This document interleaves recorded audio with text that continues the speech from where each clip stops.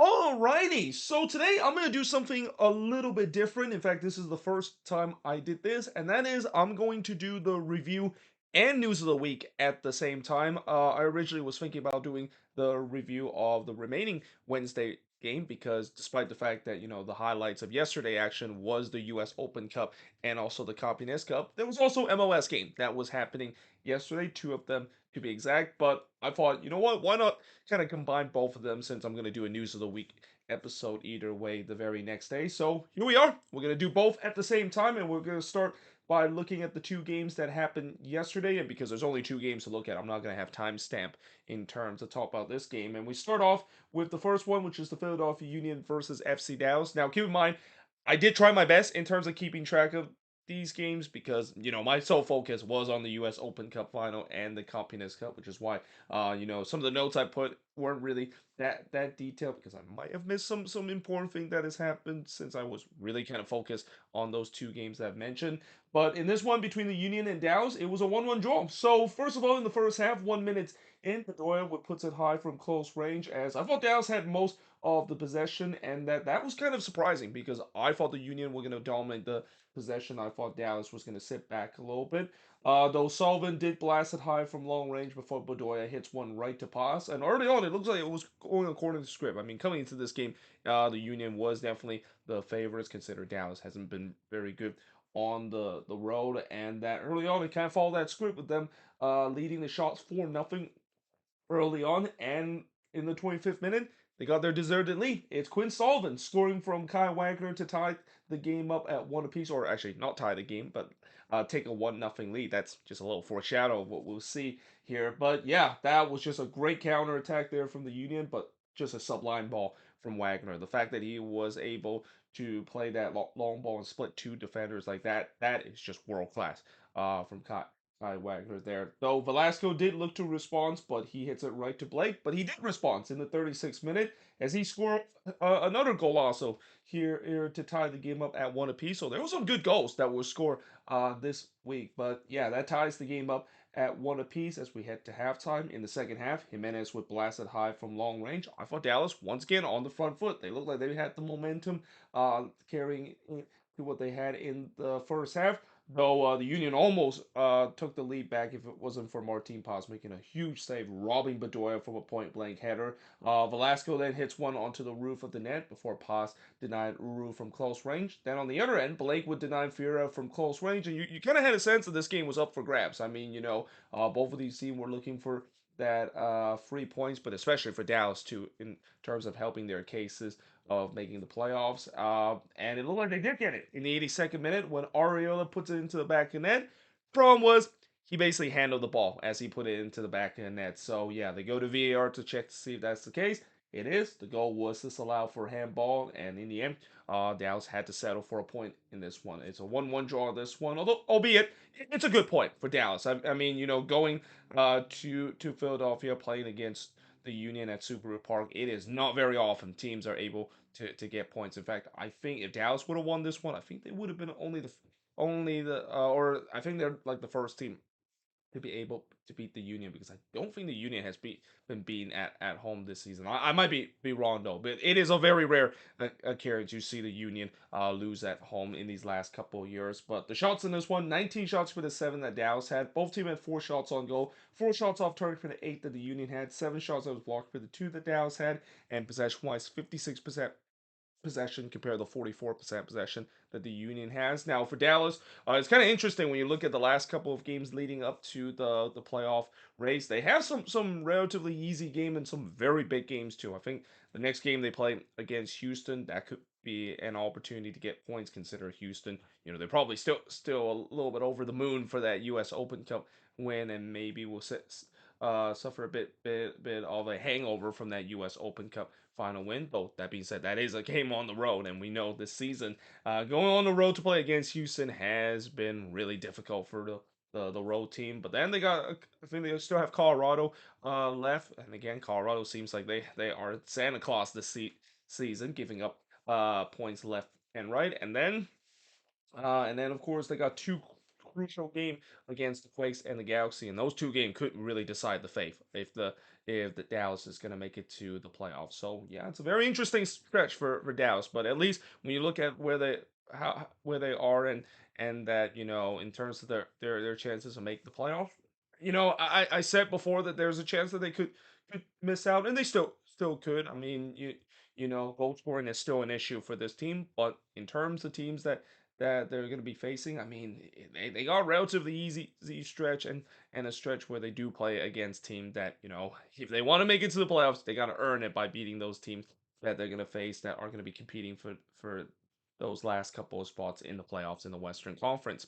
That being said, speaking of playoffs, so in this game between Colorado versus Vancouver, so as I mentioned, Colorado this season, it seemed like they're the Santa Claus of MLS, giving points away for free. But yeah, unfortunately for Vancouver, they didn't get that memo of getting all 3 points in this one. In fact, they actually found themselves down at 1 point in this one and had to settle for a 2-2 draw. Now in the first half, not much happened as there was no shot through the first 15 minutes, or actually I should say the first 10 minutes of this game, because the first shot did came in the 11th minute, and it's Laporta scoring from Larea to give the Whitecaps a 1-0 lead. That was the first shot of the game, and that was some bad set piece defending there from the Colorado Rapids. That would be a theme in this game, where set pieces were a key factor of how these team was able to score their goals.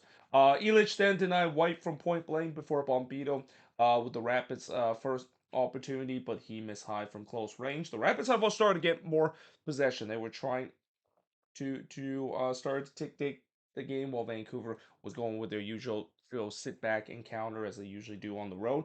Rubio then hits one right to Takaoka before Galvan puts it wide from close. Colorado again, they seems to have the momentum. They were still looking for the equalizer, though Hulit almost gave the Whitecaps a 2-0 lead, but he flashed one just wide from long range. And then on the other end, Maxo would miss wide from close, and despite there were some good chances for both of these teams, it's the Whitecaps with a 1-0 lead heading into the second half.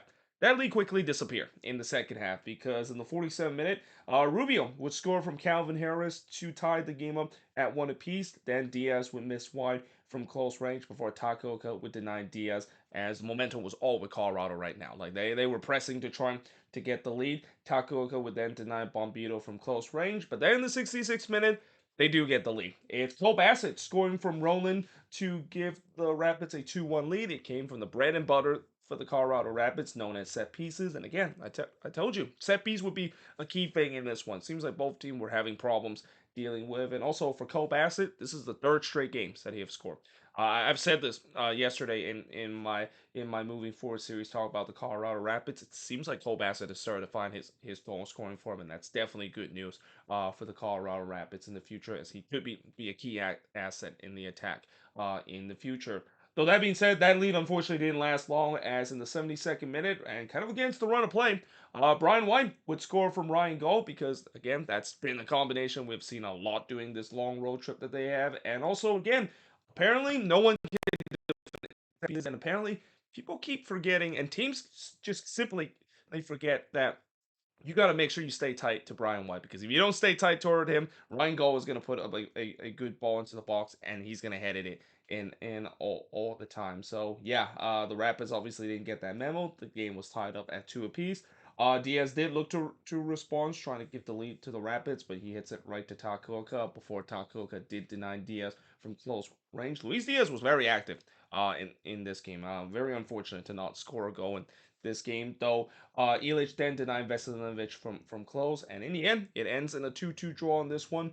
Shots in this one: 13 shots for the 11 that Vancouver has, 4 shots on goal for the 8 that the Rapids had, 6 shots off target for the 5 that the Rapids had, no shots that was blocked for the 1 that the Whitecaps had, and possession-wise, 52% possession compared to 48% possession the Vancouver Whitecaps has in this game. So if you're the Whitecaps, I mean, you can look at it two ways. You can say that, well, this is kind of a disappointing result because, you're facing against one of the worst team in the league and facing against a team that's been gifting 3 points left and right, and they aren't able to get it. But on the other hand, you can look in a positive note and saying that, well, finally this road trip has come to an end. This 7-game road trip that seems like, I think near the back end, it started to take a toll on the team a little bit. It finally came to an end, and they're still in a very good spot in the playoffs, currently sitting in sixth place. And keep in mind, 3 out of their last 4 games is going to be at home. Though I will say that unlike Dallas that have a relatively easy schedule to finish off the season, that's the opposite for the Whitecaps. It's a relatively tough schedule. They have to face the likes of St. Louis,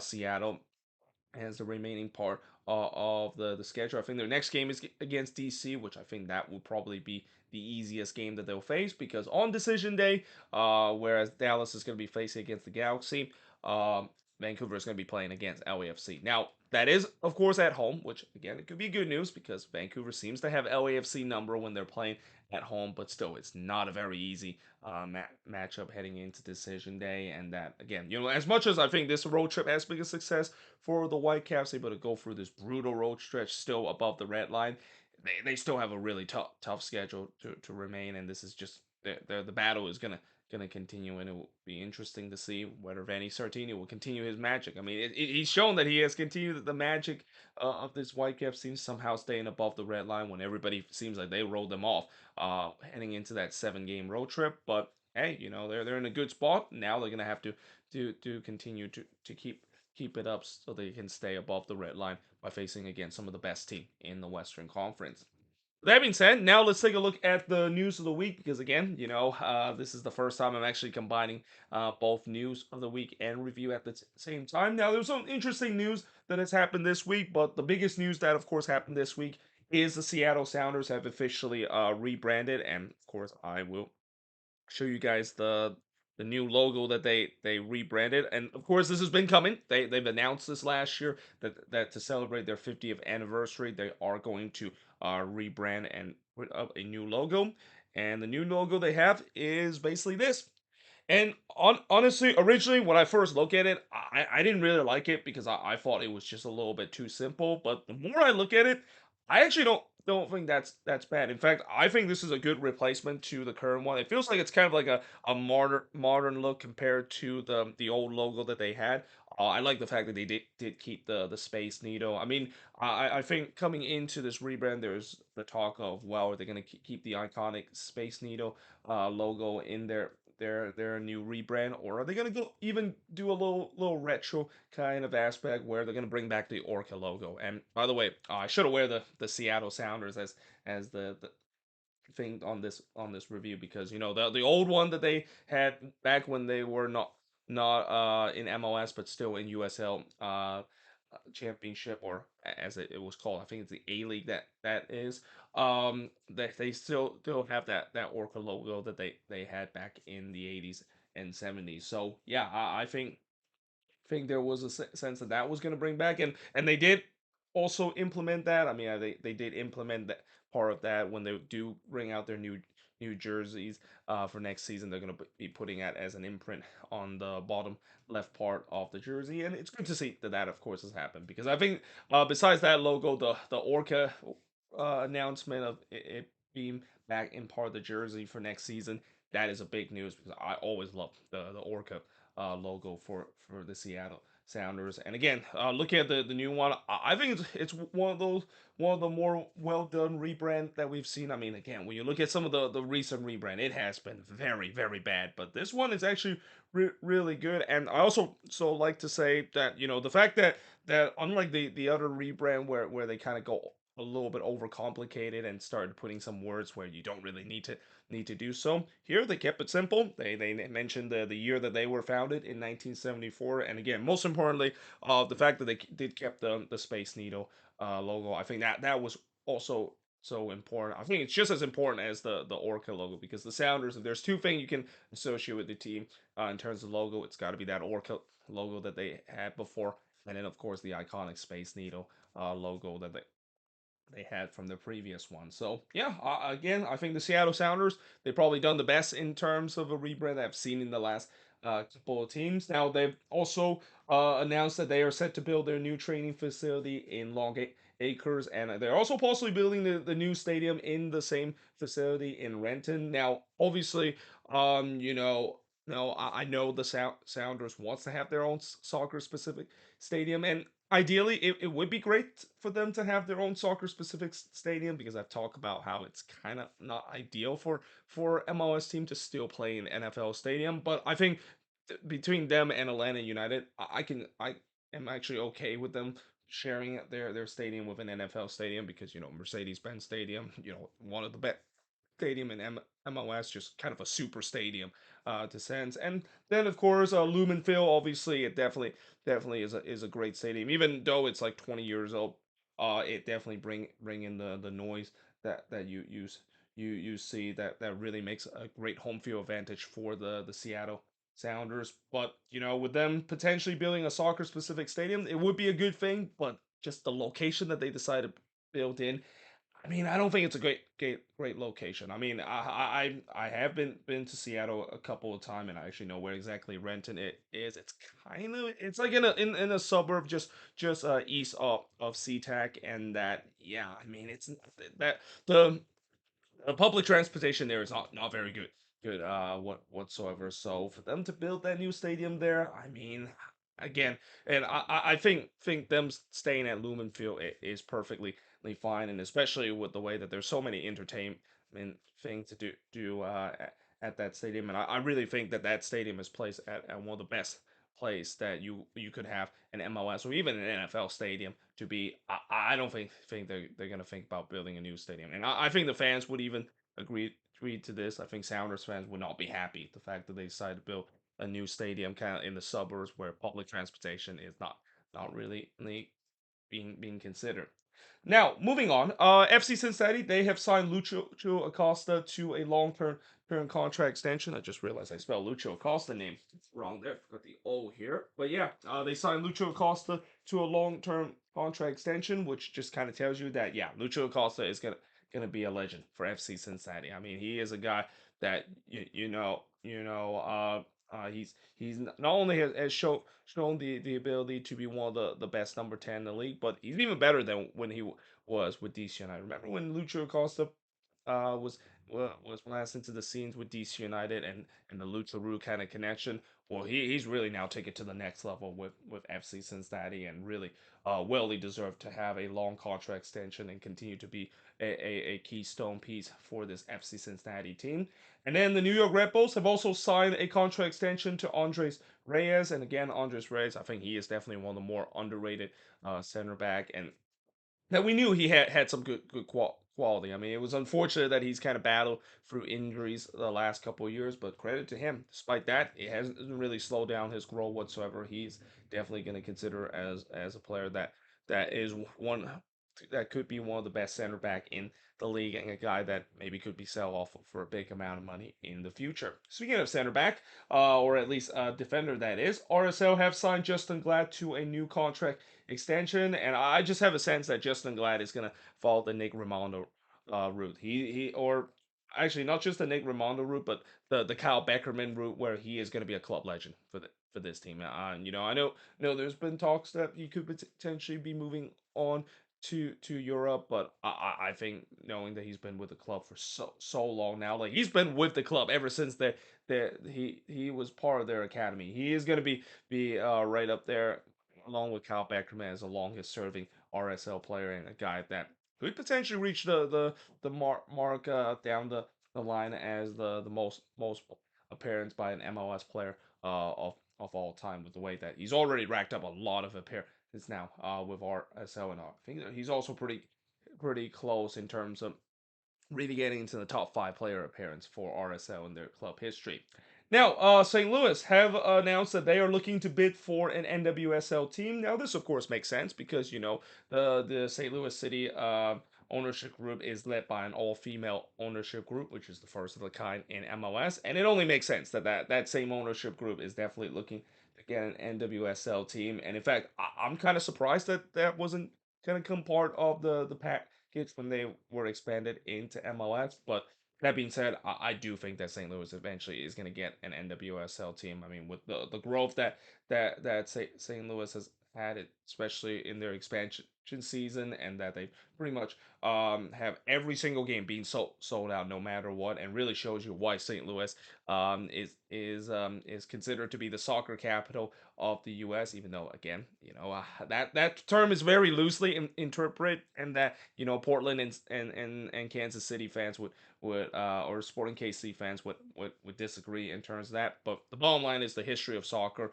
is really a keystone in St. Louis sports culture, and that it would make sense. The fact that with the NWSL continue to expand, St. Louis is probably going to be a location that they're definitely going to look to as a place to have an NWSL team. Now, moving on into the next news and talking about FIFA World Cup. So with the 2026 FIFA World Cup coming soon, well, I know it's still 3 years down the line, but I'll be surprised that in a blink of an eye we can actually get to that stage. There's already some issue that is going on in terms of stadium, and it regards to SoFi Stadium. So again, as much as that FIFA has still decided which exactly is going to be the venue to host the World Cup final. At first we thought SoFi Stadium was at the lead in terms of that, but now it seems like not only they're not in the lead for the candidate to host the World Cup final, but now there's a dispute. Are they even going to host World Cup game at SoFi Stadium? Because Stan Kroenke and FIFA seems to have disagreement over hosting games at SoFi Stadium, and a lot of that disagreement has to do with the revenue sharing. Now, obviously, this is not a big surprise because knowing Kroenke and knowing his sports venture, he's going to be a little bit power hungry in terms of the money, and he's not happy how FIFA is taking part of the money. And I feel like this kind of arc is kind of similar to how two villains are trying to fight each other for some power struggles in terms of who gets to keep the revenue. But either way, we'll see whether or not they will settle their difference, because I can't imagine how SoFi Stadium is not going to host World Cup game. Like, that stadium is literally perfect for hosting a World Cup game, and even probably the World Cup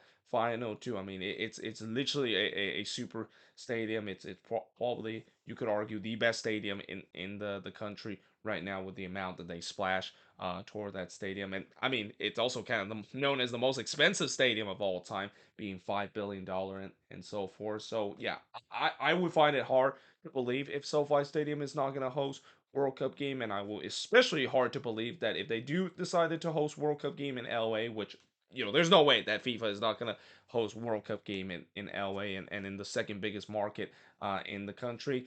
I haven't find it hard that they decide to host World Cup games at the Rose Bowl instead, because as much as the Rose Bowl is very iconic, it's definitely not up to standard to host the World Cup in 2026.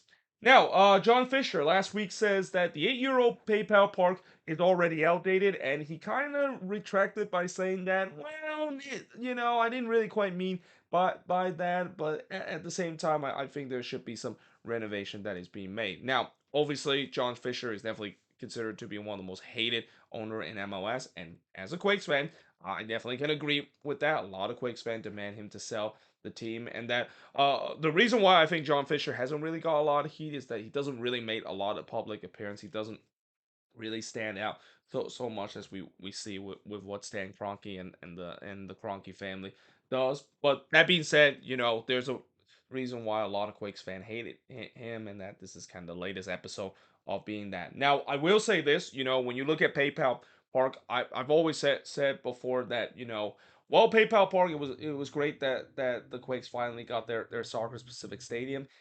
It feels like when they built that stadium, they kind of cheaped out, and there's definitely some design flaws in that stadium. I think the biggest design flaw has to be what John Fisher has mentioned: not enough suites in the stadium. I mean, I think the other big criticism I have with PayPal Park is the fact that the entire lower part of the section are just field club seats, and that most of the time when you watch Quakes game, especially when the Quakes are playing at PayPal Park, it looked very empty because of the fact that a lot of those field club seats are usually vacant. Like, even in some of the biggest event, like I remember when they had the All Star game a couple of years ago, those seats were still vacant. And even when the stadium opened for the very first time, those seats were still vacant because of it. So I think that's just kind of gives the vibes that, yeah, that stadium is always kind of empty, when in reality, if you look a little bit higher, if the Quakes are actually doing well, the stands are usually very packed. But at the same time. The other criticism I will say is the fact that since it's an open end, that kind of stadium, it really, like, I think PayPal Park is a very very good stadium in terms of family, and if you want to have some entertainment, because you all also have the world largest outdoor bar in Labina there. But in terms of actually atmosphere stuff, oh boy, it left a lot to be desired. Maybe that's where the outdated kind of aspect does come. But then again, as I said before, the contradiction in terms of that will be, well, I mean, you own the team and you own the stadium, so why not think about renovating by yourself? Like, I feel like for the renovation for PayPal Park, what's ideal is that they just got to close that end where Labina basically occupy, and that I would say that instead of moving Labina down floor, they should just move it up to the top level. I mean, I've seen some stadiums when they do have their outdoor bar and so forth. They move it at the top of the stadium.